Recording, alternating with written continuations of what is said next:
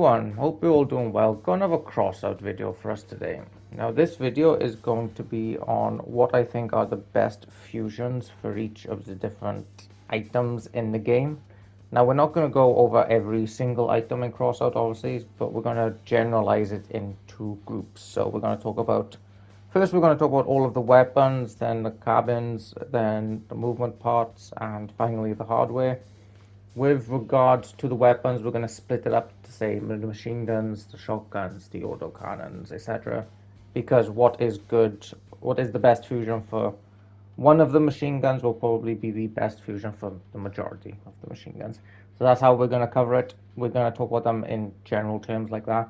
If there is a particular weapon in the group where it operates very differently from the rest and it has a very different best fusion, I will cover that separately. Say, take machine guns for example. The Devourer operates incredibly differently than the rest of the guns because it is a heavy reload based machine gun. So the meta fusion on a Devourer is going to be very different than the rest for the most part. So I'll cover that separately, but in general, I'm just cover by the group. So all of the machine guns, all of the shotguns, etc., etc.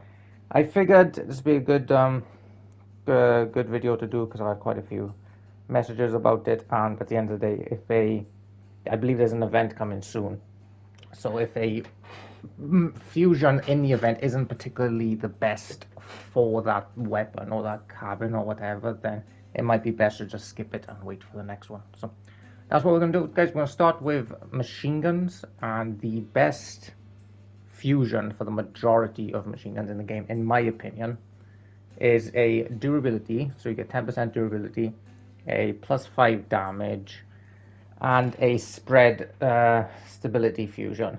Now I haven't noticed much of a difference between spread stability and just minus spread, so I think either one is fine, to be honest. But I think those are the best options for the majority of machine guns in the game. The reason is you're definitely going to want durability because most machine guns are rather squishy. They have, say, 2 to 400 HP on average, so they're pretty squishy. You're going to want all the dura you can on these things. You're going to want damage. Now damage is because of the playstyle of crossout, really. Most enemies aren't going to be in front of you for an extended amount of time. So if you're fighting up against, say, a hover or a wheeled build or something, then he might only be in front of you for, say, a handful of seconds, in which case you're not going to overheat anyway. So having 10% extra to your overheat isn't really going to help. In my opinion, it's just better to have 5% damage. That way, even if he's only in front of you for a handful of seconds, you just do more damage overall. It's just more beneficial. The only time that overheat is going to be definitely better than damage is when you've got, say, a really heavy build in front of you that isn't going to be jumping in and out of combat, but most of the time you're going to be in and out of fights, so you're going to want this to 5% damage is better in my opinion. And that's for the majority of machine guns. Now for Devourers, obviously that's going to be a bit different because, like I said, they're a reload based machine gun, but you're still going to want durability just because they have 1000 dura, which is nice, but they have a very big hitbox, so they're not impossible to take off by any means. Pardon me. So you're going to want durability. I would also go with a damage plus 5% damage instead of a reload on the fusion as well. The reason for that is because of the playstyle of a Devourer. It's meant to jump in and out of combat, like I said, so the 10% reload might not help you in a lot of situations. I would honestly just prefer getting 5% damage out most of the time. The only time a reload fusion is going to help is maybe if you have like a Devourer v Devourer, then the guy who reloads first is going to win, but for the most part, Devourers will be on some sort of car build whereby they can dictate when they go in and out of combat, so it doesn't really help a lot of the times to have 10% on your reload. I would just prefer 5% damage. And then finally, you either got spread or projectile speed. I would prefer projectile speed just because you can lead the shot a little bit. It's easier to lead the shot. The spread on Devourers isn't barred at all anyway at base, so I wouldn't have an issue with it at all, and I would just, yeah, I just go for Dura, damage, and projectile speed on the Devourer. Okay, now we'll move on to shotguns. Right, as for shotguns, I think the majority of situations, it's just going to be better to have a Dura damage spread fusion on everything again, shotguns inherently need to be very close, obviously, to do damage to the enemy. So your fights in a shotgun, either you're going to end up stripped or he's going to end up stripped or dead, one of you two. So I think just getting the damage out, getting the extra durability on your weapons, and being a bit more accurate is just always going to be best. The only exception to that, I think, would maybe be the Nidhogg's and the Jormungandrs. I've got a name for a second then. I think that a Dura damage and say a fire rate, because I believe they have a plus 25% fire rate option on fusions, would be really good. Just because, for those who don't know, the Nidhogg's and the Yorms, they shoot in like a 3-round volley now, which makes no sense because they've only got 2 barrels, but we'll move past it. So they shoot in a 3-round volley. So I think a lot like a Helican, the faster you get those volleys out, the easier it's going to be.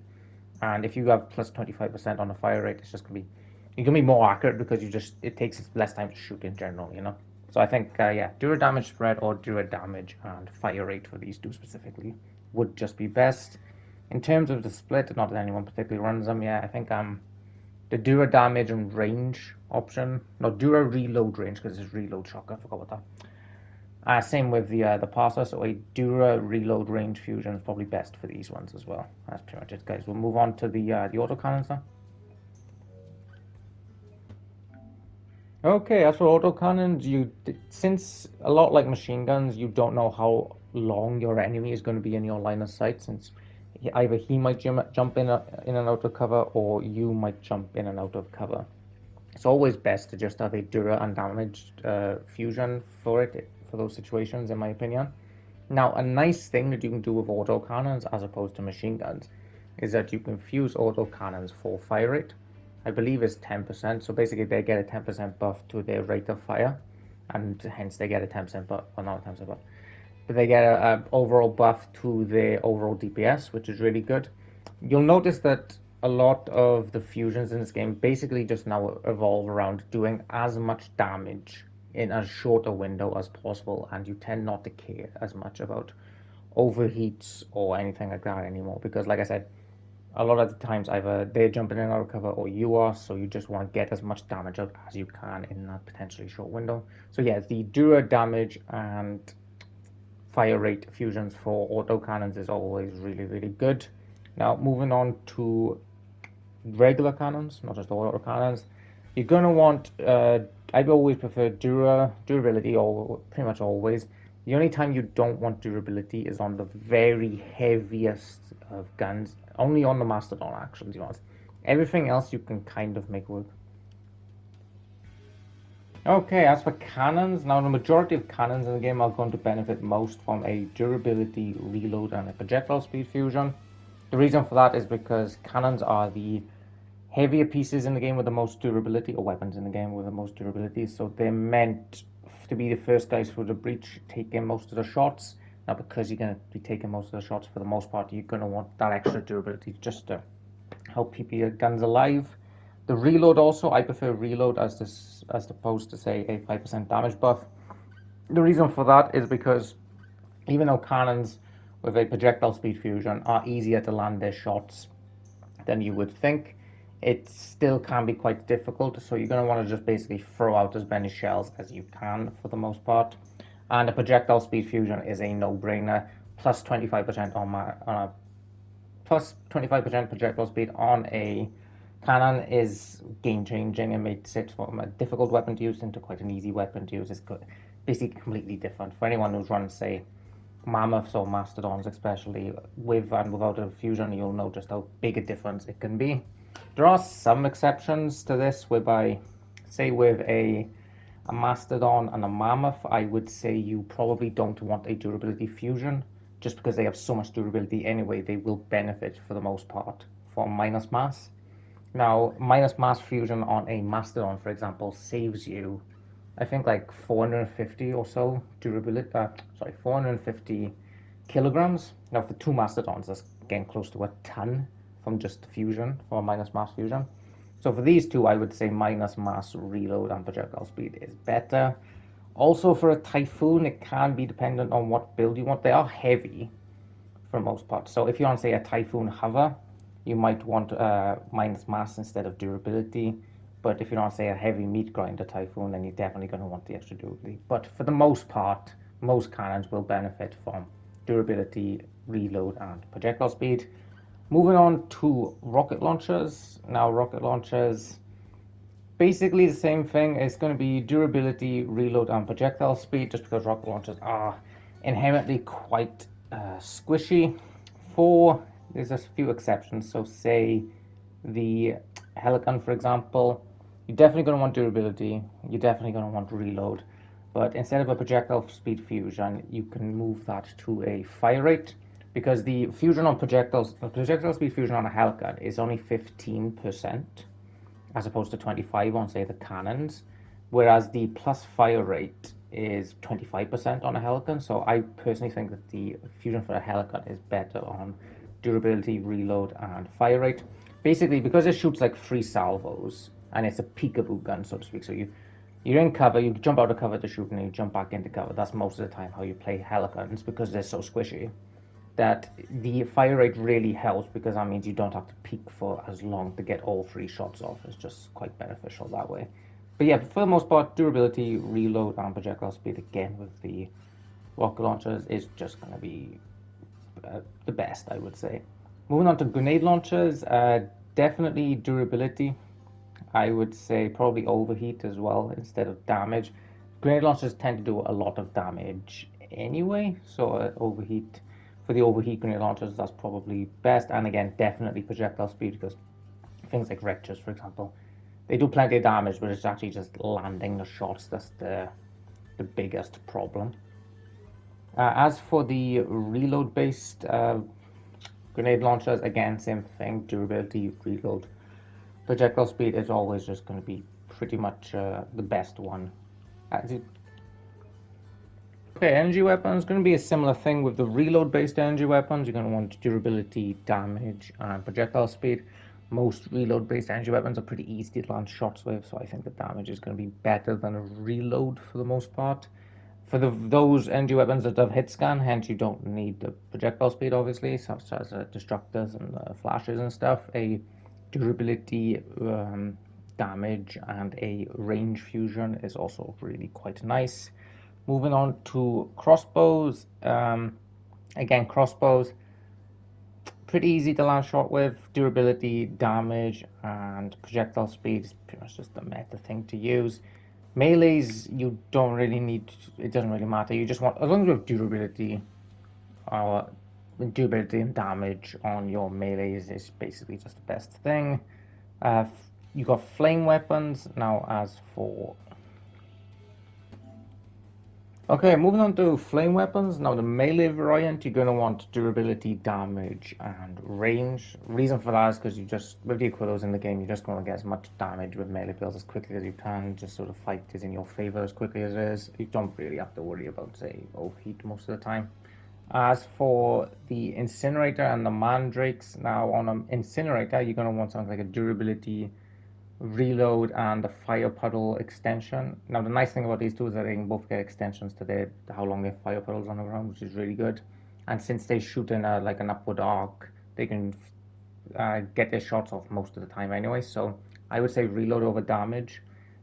And yeah, like I said, fire puddle extension. Now for the mandrake, you don't really care about durability because it's so squishy and so big anyway, and it weighs an absolute ton, so you're going to want minus mass, reload, and fire puddle extension on the Mandrake. Moving on to the cryo weapons, with the machine guns, like the other machine guns, Dura damage and spread is best. Jotuns, same thing really, it's kind of like the same thing as the incinerator on the Mandrake, it shoots on an upward arc for the most part, so Dura, reload, and puddle. Scatty, same thing with the firebugs, Dura damage range, and the cannons, same thing as the other cannons where we've got Dura reload projectile speed. Moving on to mine layer, doesn't really matter for the most part, to be honest. There's minus mass if they're heavy, to be honest, truth be told. Minus mass, you don't think really care about any of them. The Dooms and the Fortunes, you're going to want definitely Dura. The reload isn't inconsequential, they reload fine anyway. But plus fire rate is really nice on the Fortunes because it lets you get. Same thing with a Helican, they shoot 3-round volleys, so plus 25% fire rate means you get a shot off easier and it's easier to land shots. Actually got a Fortune video coming up, which I'm quite looking forward to.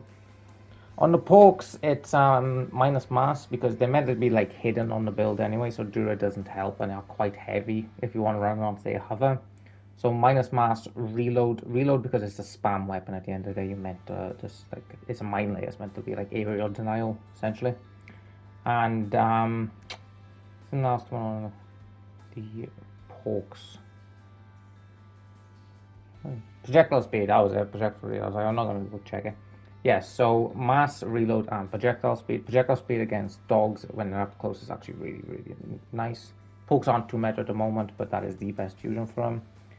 Rippers, damn, what's the best one? So same thing as the cannons probably. So Dura, reload, and definitely projectile speed. Drones, I'm not doing drones, I don't care.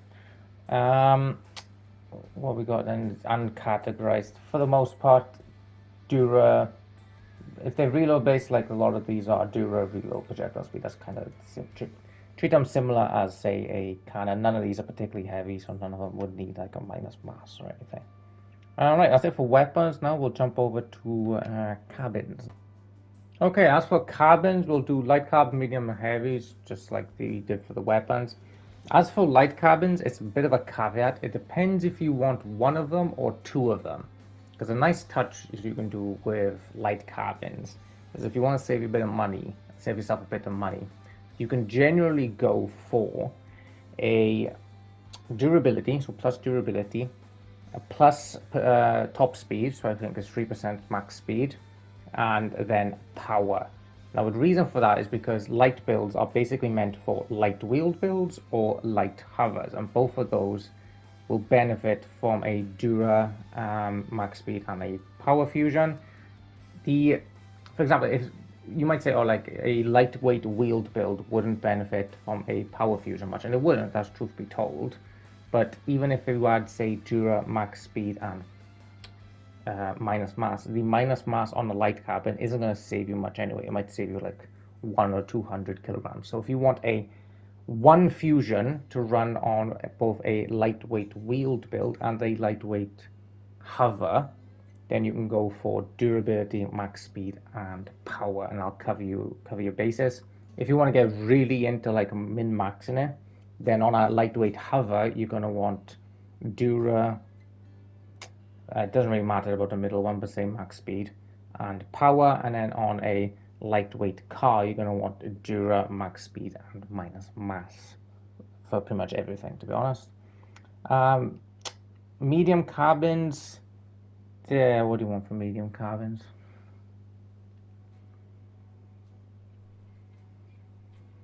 Yeah, medium carbons is the same thing. Anything that medium carbons, you don't have the privilege of having one carbon that can sort of cover all your bases, unfortunately. So for medium carbs on a hover, you're going to want durability, max speed, and power.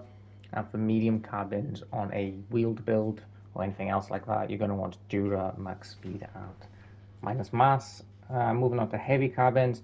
Heavy carbons, there's only one fusion you really need, that you really want, sorry. That's durability, max speed, minus mass. You want the durability because you on heavy, the weight limits on heavy carbons are so high that you will cap out on armor pieces, essentially heavy armor pieces, so you'll cap out on mass a lot of the time. So it is actually more efficient. You'll get an extra, say, a couple of hundred HP out of it if you have a durability, max speed, and mass fusion over, say, a minus mass, max speed, mass fusion. If that makes sense. So that's the cabins all sorted. We'll move on to movement speed. No, movement part. Okay. Movement part is dead simple. I'll just simplify this. If you have a lightweight movement part, you want durability and minus power. So minus power consumption. That is by, I think, minus 15%. So it drains less power from your cabin. That's on lightweight wheeled builds because obviously they're squishy, so you want to maximize that dura as much as possible. On heavier movement parts in the game, say like the heavy wheels or the tracks or anything like that, you don't need a durability, so you want minus mass and you still want minus power. You want minus power on everything because that means you can move the build around better and you just, like, it's easier to play with. And the only difference is basically how much does the movement part weigh. If it's a lightweight movement part, get plus Dura. If it's a heavy movement part, get minus mass. Nice and simple, guys. And it's basically the same thing for modules as well, guys. If a module is very lightweight, then it's going to be of low durability to go with it. Say like this, for example. So you're going to want a durability fusion along with that to try and keep the module alive as long as possible. If you have a heavy module, like a generator, for example, it's going to have decent durability anyway. So minus mass on that would be more efficient. Moving on to engines. Now, engines basically depend on what type of build they are meant to be run on. So if you take the Finwell or you burn these trees by here, and the cheetah tree also, they're meant on faster, squishier builds. So for these, it's better to have durability fusion on the engine with a bonus to speed for the build fusion. That's going to be more synergistic with the actual build itself. Whereas the Pegasus, Colossus, and the Golden Eagle, they are meant on heavier builds like meat grinders and spiders. So for those engines, it would be better to have a minus mass on the engine itself with a plus mass to its carry limit. Essentially, that would synergize best with the build. As for the rest of these, for the most part, you're going to want durability and efficiency, except for the ammo packs. Well, the lightweight ammo packs, you'll have durability and efficiency. The heavy ammo packs, you will have a minus mass and efficiency will be the best fusion for the most part. Those ones with efficiency, you're probably pretty well sorted anyway. It's not much of a difference, truth be told. And yeah, that's pretty much it, guys. I hope you all enjoyed the video, and I will catch you for tomorrow's.